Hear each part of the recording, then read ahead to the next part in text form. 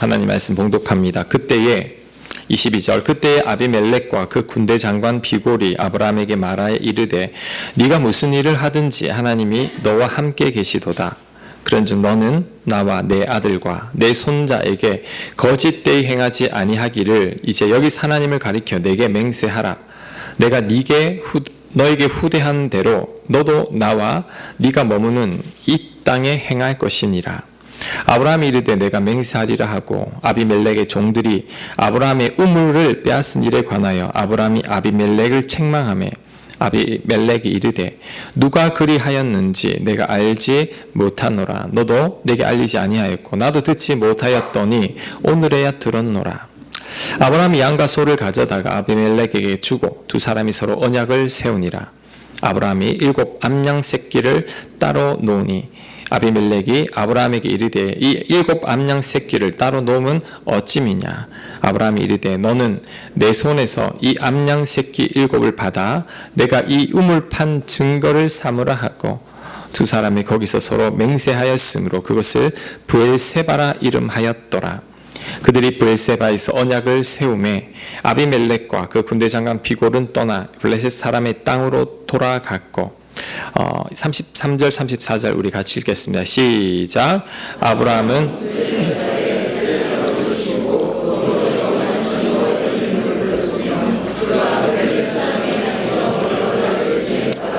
아멘. 교인분들께서 이런 말씀을 하십니다. 아브라함을 믿음의 조상으로 생각하고 좋아했는데 요즘 말씀을 들어보니까 이 아브라함은 나쁜 남자 같다 뭐 이런 생각이 든다고 하는데 여러분 그렇지 않죠?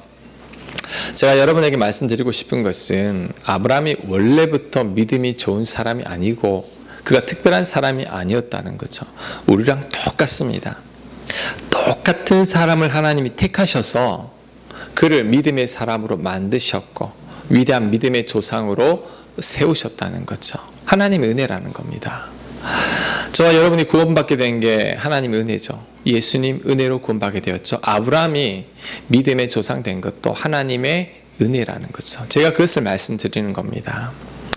그렇다고 해서 아브라함이 전혀 본받을 게 없는 사람이냐? 그건 또 아닙니다. 아브라함이 좀 소심하고 겁이 많지만 아브라함에게도 본받을 점이 많습니다. 자, 오늘 읽은 성경 본문에서는 그런 내용이 나옵니다. 자, 어느 날 아비멜렉 왕이 아브라함에게 찾아와서 화친을 요청합니다. 그 아비멜렉이 누구냐면 몇 년 전에 사라를 데려갔던 그랄 왕 아비멜렉이죠. 그가 아브라함에게 화친을 요구하면서 자신의 후손들에게 잘해달라고 부탁을 합니다. 자, 22절 말씀 다시 읽습니다. 그때 아비멜렉과 그 군대 장관 비골이 아브라함에게 말하여 이르되 네가 무슨 일을 하든지 하나님이 너와 함께 계시도다. 그런즉 너는 나와 내 아들과 내 손자에게 거짓되 행하지 아니하기를 이제 여기서 하나님을 가리켜 내게 맹세하라. 내가 네게 후대한 대로 너도 나와 내가 머무는 이 땅에 행할 것이니라. 자, 아비멜렉 왕이 말하기를 야, 아브라함 너를 보니까 하나님이 너와 함께 하는 게 보인다. 그러니 너는 잘 될 것 같으니 이제 나를 잘 봐달라는 거죠. 내 후손들도 잘 봐줄 것을 맹세하라고 말합니다. 자, 특별히 22절 끝부분. 자, 네가 무슨 일을 하든지 하나님이 너와 함께 계시도다. 자, 이게 참 대단한 거죠. 아비멜렉이 아브라함을 통해서 하나님을 본 겁니다. 자, 그렇다면 이 아비멜렉은 어떻게 아브라함이 이런 사람이라는 것을 말하고 있는 걸까요? 자, 그가 몇 년 전에 사라를 데려갔을 때 하나님이 꿈에 나타났죠. 꿈에 나타나서 그를 책망합니다. 하나님이 나를 이렇게 나에게 나타나 아브라함 편을 들어주시는구나. 아브라함이 위대했죠. 그때 아브라함이 기도를 하니까 왕족의 이 여자분들의 태문이 다 닫혀 있었는데 아브라함의 기도로 다 열립니다. 뿐만 아니라 그 나이 많음에도 불구하고 이삭을 낳았죠. 그리고 아브라함이 사는데 너무나 형통하게 번창하게 잘 살고 있는 것을 보니까 이 사람이 보통 사람이 아니구나. 하나님이 함께하는 사람이구나 라고 생각하고 그에게 와서 화친을 요구합니다. 너는 큰 민족이 될 것 같으니까 내 후손들을 잘 봐달라는 거죠. 근데 여러분, 이 상황이 정말 놀라운 상황이죠. 왜냐하면 하나님을 전혀 모르는 이 아비멜렉 왕이 아브라함을 통해서 하나님을 보게 되고 아브라함에게 찾아와 고개를 숙이는 겁니다. 왕이 요셉을 보는 것 같습니다. 요셉도 똑같습니다. 창세기 30장 2절에 볼게요. 여호와께서 요셉과 함께 하심으로 그가 형통한 자가 되어 그의 주인 애굽 사람의 집에 있으니 그의 주인이 여호와께서 그와 함께 하심을 보며 또 여호와께서 그의 범사에 형통하게 하심을 보았더라. 보디발도 요셉을 통해 하나님을 봤다라고 말합니다. 이 아비멜렉과 똑같은 고백이죠. 여러분, 이 말씀이 우리에게 굉장히 큰 도전을 줍니다. 자, 우리도 이런 삶을 살아야 합니다. 자, 안 믿는 사람들이 여러분을 통해 하나님을 보게 해야 합니다. 그게 진짜 크리스찬이죠. 이게 전도죠. 여러분, 전도지 돌린다고 전도가 되는 게 아니에요. 세상 사람들이 여러분을 통해서 하나님을 보게 되면 교회에 오지 말라고 해도 오게 되어 있습니다. 왜? 아비멜렉이 아브라함을 찾아왔던 것처럼 뭔가 다르거든요. 그러니 스스로 교회로 찾아오게 된다는 거죠. 자, 여러분, 우리들이 불신자들에게는 성경책입니다. 이게 무슨 말이냐면 불신자들은 성경을 전혀 읽지 않아요. 하지만 우리를 통해서만 하나님을 볼 수 있죠. 우리 삶을 통해. 그러니 우리가 성경책이나 마찬가지라는 거죠.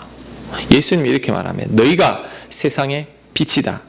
자, 마태복음 5장 14절에 보면 너희는 세상의 빛이라. 산 위에 있는 동네가 숨겨지지 못할 것이요. 동네가 산 꼭대기에 있으면 다 보이죠. 자, 마찬가지로 우리는 다 보이게 되어 있다는 거죠. 15절. 사람이 등불을 켜서 말 아래, 이거는 상 아래에 두지 아니하고 등경 위에 두나니 이러므로 집안 모든 사람에게 비치느니라. 자, 이같이 너희 빛이 사람 앞에 비치게 하여 그들로 너희 착한 행실을 보고 하늘에 계신 너희 아버지께 영광을 돌리게 하라. 똑같은 말씀이죠. 너희는 빛이라고 했죠. 그러니까 여러분, 우린 빛입니다. 빛은 반드시 비치게 되어 있어요. 그래서 우리가 하나님을 제대로 믿는다면 우리의 착한 행실을 통해 우리가 세상 사람들과는 다른 모습을 통해 세상 사람들이 우리를 통해 하나님을 보고 하나님께 반드시 영광을 돌리게 되어 있다라는 거죠. 여러분, 그런데 많은 크리스찬들은 이렇게 살아가지 못하고 있죠. 크리스찬들이 잘못 생각하는 것 중에 하나가 교회 내에서만 잘 살면 된다고 생각하는 거죠. 여러분, 절대 그렇지 않습니다. 거룩한 것과 세속이 분리시키면 안 됩니다. 교회와 세상을 이원화시키면 안 돼요. 우리는 교회에서뿐만 아니라 세상에서도 인정을 받고 칭찬을 들어야 합니다. 교회 안에서 목사로, 장로님으로, 집사님, 권사님으로 인정받는 걸로 그쳐서는 안 됩니다. 우리는 세상에 나가서도 인정을 받아야 된다는 거죠. 그래서 바울은 디모데에게 이제 그 교회에 이제 목사와 장로 직분자들을 뽑을 때 바깥 세상 사람들에게 칭찬을 받는 사람을 뽑으라고 했습니다. 자, 디모데전서 3장 7절 말씀 우리 같이 읽겠습니다. 시작. 외인에게서도 선한 증거를 얻은 자라야 할지니 목회자의 자격으로, 장로, 집사, 권사의 자격으로 외인들, 예수님을 믿지 않는 사람들에게도 칭찬을 듣고 선한 증거를 얻는 자를 뽑으라고 합니다. 옆집 사람, 내 직장 동료, 내 주변 불신자들을 통해서도 인정받는 사람, 그 사람이 진짜라는 거죠. 그 사람은 교회 직분도 잘 감당한다라는 그런 뜻입니다. 제가 수요 예배 때 잠깐 예를 들었는데 여러분 말씀을 준비하다 보니까 또 그 예가 적절해서 제가 한번 이야기를 하나 하겠습니다. 제가 몇 달 전에 우리 교회 입구에서 저기 카페 쪽으로 넘어가는 그 길로 운전을 하는데 이제 앞에서 차를 탁 마주쳤어요. 어떤 차를. 그래서 제가 우측으로 쫙 붙었습니다. 그럼 옆으로 지나가면 되잖아요. 안 지나가요. 근데 왜 안 지나가지? 그래서 제가 더 바짝 붙고 창문을 내리고 보시라고, 오세요, 지나가세요라고 해도 안 지나가고 가만히 계시는 거예요. 그래서 제가 순간 화가 확 났어요. 그러다가 내가 목사인데 참아야지 해서 제가 후진을 20m를 쭉 후진을 20m나 후진을 해가지고 비켜줬더니 그냥 쌩 하고 가버렸어요.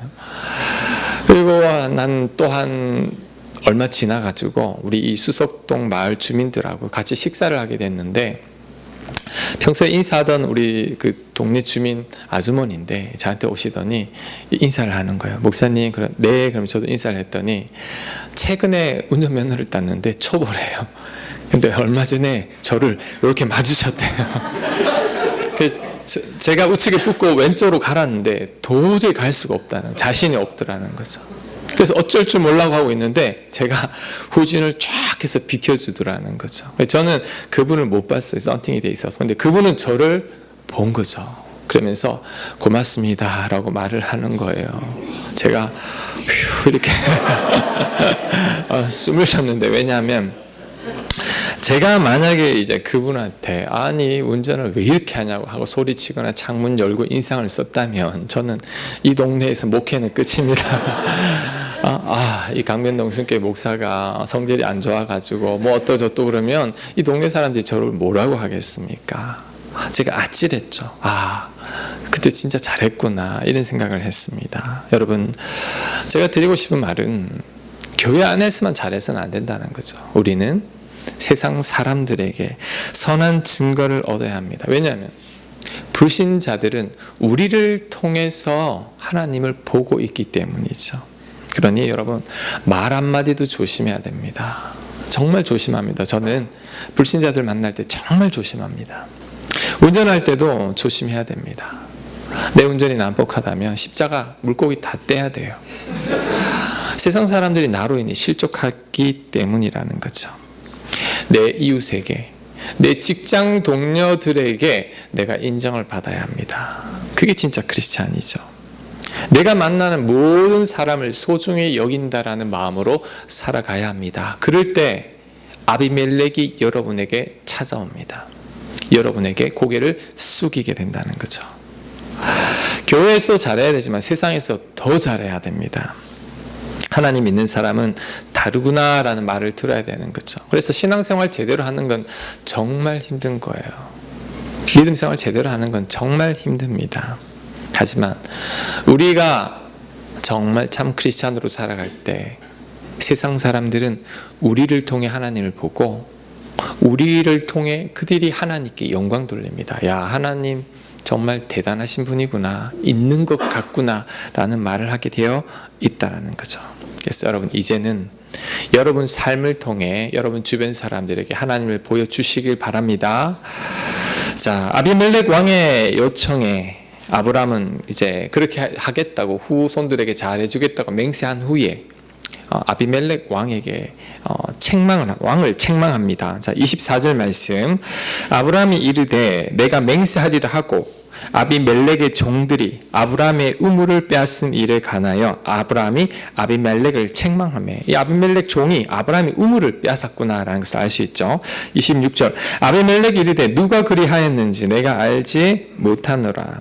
너도 내게 알리지 아니하였고 나도 듣지 못하였더니 오늘에야 들어온노라. 자, 아브라함이 이제 아비멜렉에게 후대하겠다라고 약속한 후에 왜 우물 빼앗았냐고 책망하면서 그 우물을 돌려달라고 합니다. 여러분, 이때 당시 우물은 가장 큰 자산입니다. 그 집에 우물이 없으면 양과 짐승, 가축을 목축을 할 수 없어요. 지금 아브라함은 유목민이거든요. 짐승을 기를 수가 없죠. 그 귀한 우물을 빼앗겠죠. 근데 그동안 이 대화를 보면 꾹 참고 있었던 거죠. 성격 급한 사람 같았으면 가서 따졌을 겁니다. 왜 종들이 내 우물을 빼앗아 갑니까? 라고 했을 텐데 아브라함은 그렇게 하지 않는 거죠. 자, 이것을 볼 때 아브라함이 어떤 사람인지 대충 알 수 있죠. 참 순하구나, 착하구나, 온유한 사람이구나. 아들 이삭도 이 아버지의 성품을 닮아가지고 그도 이제 창세기 26장에 가면 우물을 4번인가 빼앗깁니다. 그래도 한마디도 안 해요. 빼앗기면 또 새 우물 파고 빼앗기면 또 새 우물 팝니다. 성품이 참 좋은 거죠. 아브라함은 참 착하고 순하고 온유한 사람입니다. 그런데 여러분, 하나님 이런 사람 편입니다. 하나님이 이런 아브라함 같은 사람에게 은혜를 베푸신다는 거죠. 자, 오늘도 아비멜렉이 찾아온 것은 하나님께서 그에게 은혜를 베풀기 위함입니다. 왕이 와서 고개를 숙이게 하고 그때 마침 아브라함이 우물 빼앗긴 일을 이야기함으로 다시 우물을 되찾도록 해준다는 거죠. 자, 이것을 볼 때 여러분, 아브라함처럼 착하고 순하고 온유하게 이렇게 살아가는 게 절대 나쁜 게 아닙니다. 왜냐하면 하나님이 그 편을 들어주기 때문이죠. 하나님의 은혜를 베풀어 주십니다. 크리스찬들이 여러분 너무 야그면 안 돼요. 제가 목사니까 불신자들 만나면 이런 말들을 합니다. 크리스찬들 너무 야갔어요. 계산적이에요. 말만 잘해요. 자기만 잘 챙긴다고 막 이렇게 비난할 때가 있어요. 그렇게 보였다라는 거죠. 근데 여러분, 우리는 그러면 안 됩니다. 좀 어리숙해도 돼요. 손해를 봐도 괜찮습니다. 좀 당하고 살아도 괜찮아요. 왜? 하나님이 우리 편이거든요. 하나님 그럴 때 복 주십니다. 여러분, 바보 이반 알죠? 톨스토이의 바보 이반. 어릴 때 읽었어요 라고 하지 말고 다시 한번 읽어보세요. 톨스토이가 그 소설을 쓴 이유가 있어요. 정말 바보예요, 이반은. 그런데 그렇게 바보처럼 착하게 살 때 하나님께서 은혜를 주신다라는 것을 톨스토이가 다시 이야기하고 있는데 또 한번 읽어보세요. 얼마나 재밌는지 모르고 그 속에 하나님의 교훈을 여러분 듣게 될 겁니다. 예수님도 그런 삶을 살았습니다. 예수님 바보죠. 바보 이반만 바보가 아니라 예수님도 바보죠. 왜요? 하나님의 아들이 왜 이 땅에 내려와서 하늘 천국을 버리고 왜 이 땅에 오셔 인간의 몸으로 그 고생하십니까? 왜 신이 피조물을 위해서 십자가에 달려야 합니까? 바보죠. 손해죠. 어리석죠. 그런데 그랬기 때문에 우리가 구원받은 거죠. 하나님이 예수님을 높이신 이유가 빌립보서 2장에 나오죠. 그렇게 높으신데도 지극히 낮아지신 그 겸손 때문에 하나님께서 예수님을 높여주셨다고 말합니다. 그러니 우리도 아브라함처럼 여러분 너무 내 것 챙기지 말고 참고 착하고 순하게 양보하면서 온유하게 살아갈 때 하나님 반드시 책임지십니다. 하나님께서 은혜를 베풀어 주신다는 거죠. 믿으세요? 이제는 그렇게 살아가는 저와 여러분들 되시길 바랍니다. 자, 오늘 이 아비멜렉과 아브라함의 대화를 쭉 제가 묵상하다 보니까 자, 인간관계 특히 대화 속에서 어떤 대화를 해야 될지 지혜를 제가 3가지를 딱 배웠습니다. 그걸 한번 나누고자 합니다. 첫 번째, 오해는 반드시 풀어야 한다는 거죠. 자, 지금 아브라함은 아비멜렉 왕이 아브라함의 우물을 빼앗았다라고 오해하고 있었어요. 그래서 아비멜렉 왕에게 따졌죠. 왜 당신의 종들이 내 우물을 빼앗았습니까? 라고 말했을 때 아비멜렉 왕은 말하기를 금시초문이다. 무슨 말을 하느냐? 나는 종들을 시켜서 그런 적이 없다고 말합니다. 아브라함이 오해하고 있었던 거죠. 아비멜렉이 뺏어갔다고. 근데 만약에 오늘 이 대화가 없었다면 아브라함은 여전히 아비멜렉 왕을 나쁜 놈, 예전에 나한테 땅을 준다고 하더니 나에게 우물이나 뺏어가고 계속해서 나쁜 놈이라고 오해했을 거라는 거죠. 하지만 오늘 이 대화가 있었기에 오해가 풀린 겁니다. 자, 그런데 우리들도 살다 보면 아브라함과 아비멜렉의 이런 오해가 얼마나 많은지 모릅니다. 저도 오해를 많이 해요. 오해를 사기도 하고. 자, 어떻게 풀어야 할까요? 대화를 풀어야 합니다. 우리는 보통 내 추측만으로 정확한 증거 없이 내가 속단할 때가 있어요. 아브라함도 실수를 하잖아요. 그럴 수밖에 없는 그 상황이 그렇게 만든 거죠. 하지만 이때 대화로 잘 풀어갈 때 풀리기 시작합니다. 여러분, 우리들의 추측이 그 60% 이상은 다 틀립니다. 맞는 경우가 잘 없는 거죠. 특별히 마음이 상해 있을 때는 거의 80-90%가 우리의 추측과 생각이 틀립니다. 오해하게 되어 있다는 거죠. 그래서 내 마음속으로 나쁜 상상을 하고 나쁜 생각을 하고 아브라함처럼 이 나쁜 놈, 내 우물을 뺏어가더니 이렇게 할 수 있다는 거죠. 그래서 정확한 증거나 근거가 없다면 내 머리로 함부로 추측하기보다도 차라리 만나서 대화를 해야 합니다. 풀어 나가야 한다는 거죠. 나쁜 생각과 오해는 자꾸 커지죠. 그래서 만나서 얘기를 하다 보면 풀어집니다. 더 쌓이기 전에 오해는 이제 눈송이 같아요. 계속 커집니다. 나중에 걷잡을 수 없게 돼서 회복도 불가능한 단계까지 나가는 거죠. 그렇게 되지 않도록 대화로 풀어 나가야 된다는 거죠. 자, 그 다음 대화할 때도 여러분 때를 잘 맞춰야 합니다. 자, 오늘 아브라함은 정확한 때를 잘 잡았죠. 아비멜렉이 와서 고개를 숙일 때 그때 이야기를 합니다. 근데 왜 내 우물을 빼앗아갔죠? 그러니까 아비멜렉이 깜짝 놀라면서 이제 이야기를 하게 되는 거죠. 마음이 열려 있을 때 얘기를 해야 됩니다.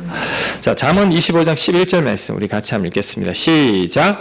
경우에 합당한 말은 아로 새긴 은쟁반의 금사관이라.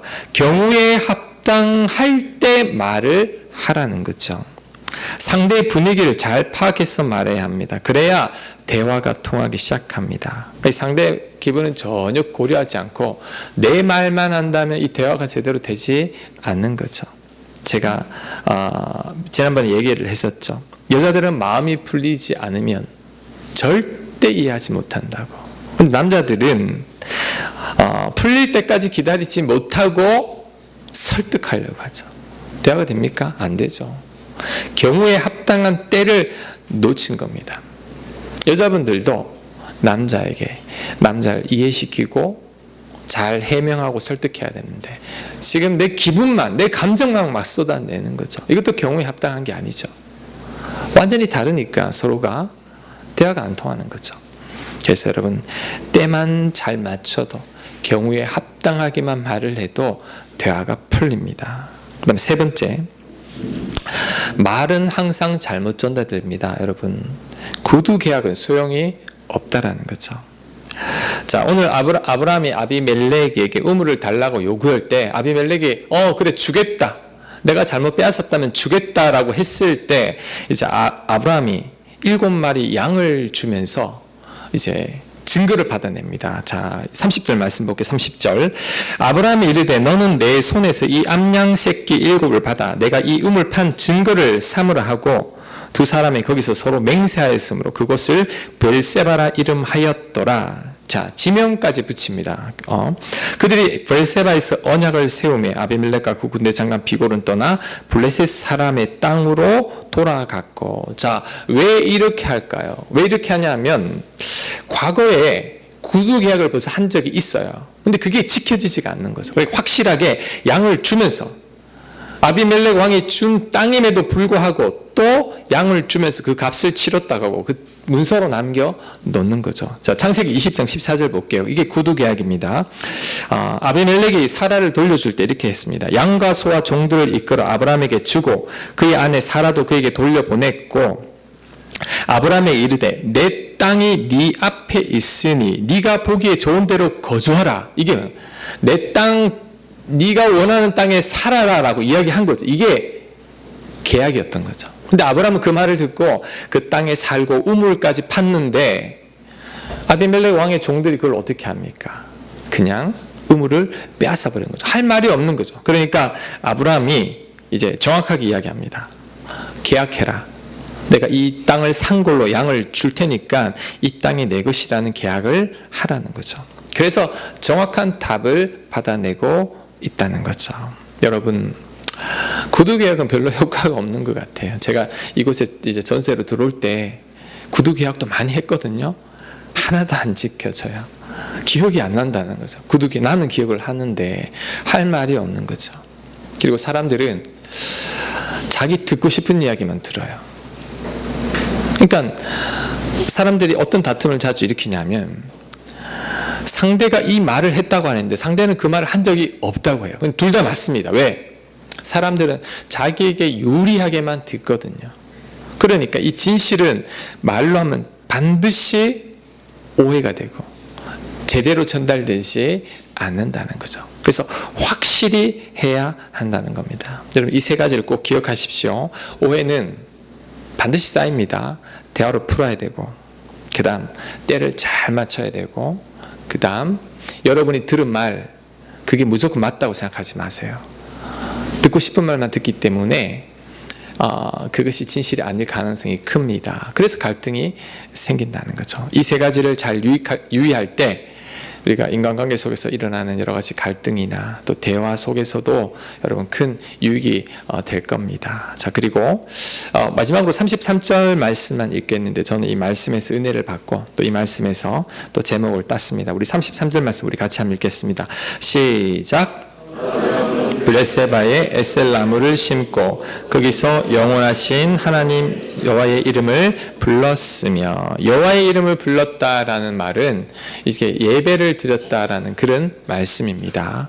자, 에셀나무, 자 저를 한번 보세요. 에셀나무는 제가 어떤 나무인지 본 적은 없고 사진으로 봤는데 검색해 보니까 버드나무처럼 생긴 나무인데 이 나무를 심으면 이게 한 10m까지 자란다고 합니다. 몇 년이 지나면. 그리고 이 에셀나무는 뿌리가 한 30m까지 뻗는다고 그래요.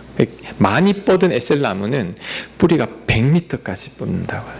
그래서 광야와 사막 지방에 이 에셀나무가 많은데 이 에셀나무를 심는 이유는 이게 커지면 그늘을 제공하기 때문에 이 에셀나무를 꼭 잘 심는다고 합니다. 그러니까 아브라함이 그 나무를 심고 그곳에서 하나님께 감사의 예배를 드린 거죠. 그런데 여러분 오늘 이 에셀나무를 아브라함이 심었다라는 것은 굉장히 큰 의미가 있습니다.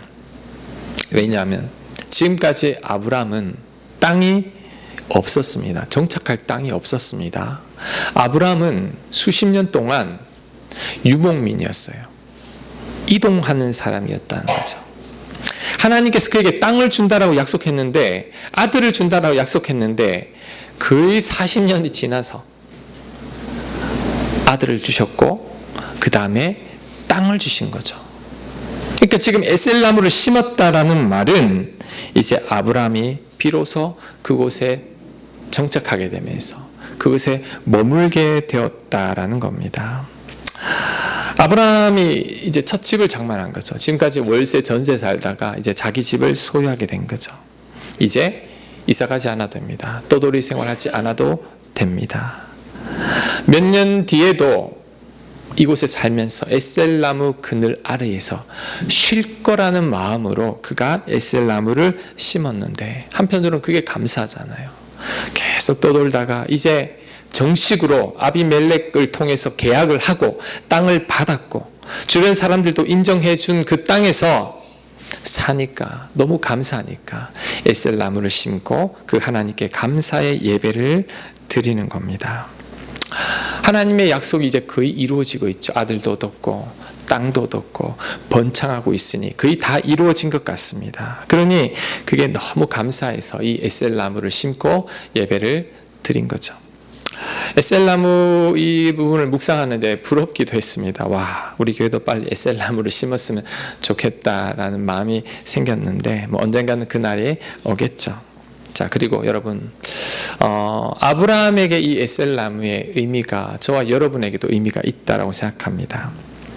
하나님은 아브라함에게 에셀나무를 심게 했듯이 하나님은 언젠가는 여러분에게도 에셀나무를 심게 하실 겁니다. 믿으세요? 자, 지금은 불확실한 것 같아도 여러분을 향한 하나님의 최종 목적은 여러분이 에셀나무 아래에서 평안히 거하며 하나님께 예배 드리는 겁니다. 여러분을 향한 하나님의 뜻은 재앙이 아니라 평안입니다. 여러분의 여유를 가지고 감사하며 살아가는 것, 그게 하나님의 생각이라는 거죠. 여러분, 나무를 심는다라는 것은 어떤 여유를 찾았다는 것을 의미하기도 합니다. 아브라함의 지난 과거는 나무를 심을 여유가 전혀 없었어요. 계속 떠돌아다니니 무슨 나무를 심습니까? 그는 나무를 심을 여유가 전혀 없었죠. 하지만 이제 비로소 정착하게 되고 아들을 낳고 여유를 가지게 되니 생긴 거죠. 제가 2달 전쯤에 화분을 하나 샀어요. 또 뭐 화분을 하나 선물을 받기도 했고, 그전에는 저희 집에 화분이 한 개도 없었습니다. 녹색이 하나도 없었어요. 가만히 생각해 보니까 처음 제가 이곳에 개척하면서 이사를 올 때 집을 고르고 온 게 아니었어요. 급하게 와서 집이 하나 비어 있으니까 그냥 들어온 거예요. 그 집에 살 때 마음의 여유가 없었던 것 같아요. 제 눈에 식물이 잘 안 보였어요. 교회도 식물을 갖다 놓으면 다 죽여요. 왜냐하면 제 눈에 안 보이니까, 물을 못 주니까 다 죽게 되는 거죠. 그런데 이제 2달 전쯤에 이제 화분을 하나 사고 싶다라는 그 마음이 저에게는 이제 그것에 시선이 갔다라는 말은 제 마음에 어느 정도의 여유와 안식을 하나님께서 허락하신 거다라는 그런 느낌이 들었습니다. 그 생각을 하니까 얼마나 감사한지요. 물론 지금 제 앞에도 산이 놓여 있고 앞으로도 넘어야 할 산들이 많지만 하나님께서 저에게 그 작은 화분을 통해 저에게 안식을 허락해 주셨다라고 생각하니까 얼마나 감사한지요. 이 말씀을 묵상하고 어제 집에 저녁에 가서 이 화분들을 보니까 느낌이 다릅니다. 이 화분이 하나님께서 나에게 허락하신 안식이구나. 그러니까 힘이 났습니다. 여러분에게 한번 권하고 싶어요. 여러분 오늘 집에 가시다가 이렇게 작은 화분을 하나 사십시오. 왜냐하면 이제 그것을 집에 놔두고 이런 생각을 하세요. 이것이 바로 하나님께서 나에게 허락하신 에셀 나무다. 이 나무가 자랄수록 내 마음을 더 안정하게 하실 것이며 하나님께서 나에게 여유와 안식을 허락하실 것이다. 이런 마음으로 이제 그 나무를 하나 사고 그 나무를 볼 때마다 하나님께 감사의 기도를 드리고 하나님께 감사의 예배를 드리십시오. 하나님께서 여러분에게 귀한 안식과 여유와 평안을 허락하실 줄로 믿습니다. 여러분 아무리 힘들어도 우리 크리스찬들은 소망을 버리면 안 됩니다. 우리를 향한 하나님의 계획은 평안이에요. 우리가 잘못되려고 하는 것은 하나님의 계획은 전혀 없어요. 우리가 다 잘되게 하려는 하나님의 마음이 있는데 우리가 그것에 대한 하나님의 뜻을 잘 모르고 우리가 낙심하고 절망할 때가 많죠. 그래서 여러분 소망을 가져야 합니다. 어떤 소망이죠?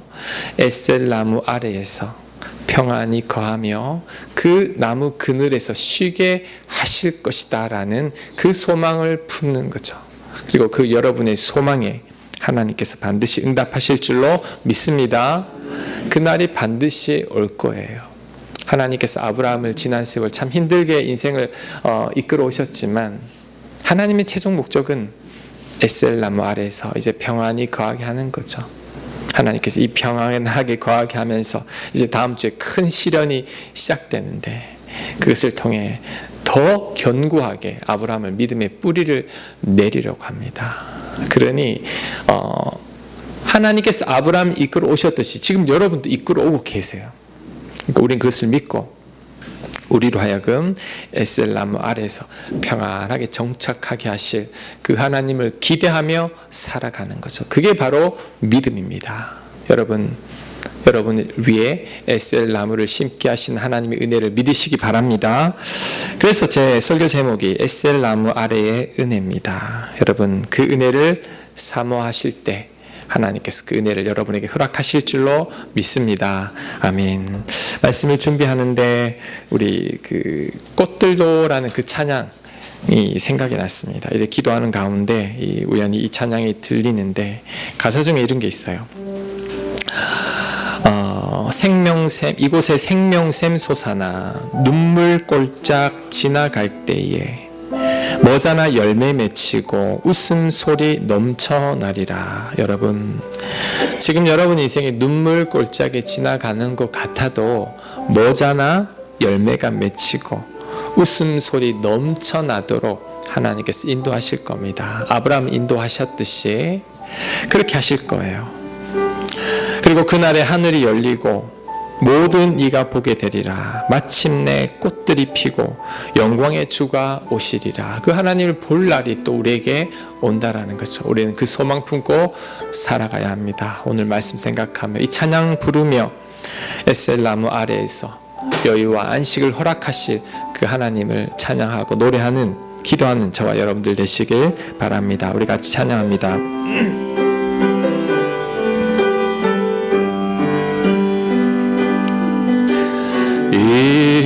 이곳에 생명샘 솟아나 눈물 골짝 지나갈 때에 모자나 열매 맺히고 웃음소리 넘쳐나리라. 한 번 더 고백합니다. 이곳에 생명샘 솟아나 이곳에 생명샘 솟아나 눈물 골짝 지나갈 때에 모자나 열매 맺히고 웃음소리 넘쳐나리라. 그날에 하늘이 열리고 그날에 하늘이 열리고 모든 이가 보게 되리라. 마침내 꽃들이 피고 영광의 주가 오시리라. 꽃들도 기름도 바람도 넓은 바다도 찬양하라 찬양하라 예수를. 하늘을 울리며 노래해 영원하 은혜의 주 은혜의 주 은혜의 주. 꽃들도 기름도 바람도 넓은 바다도 찬양하라 예수를. 하늘을 울리며 노래해 나의 영혼아 은혜의 주 은혜의 주. 아멘. 우리 같이 한번 기도하기를 원합니다.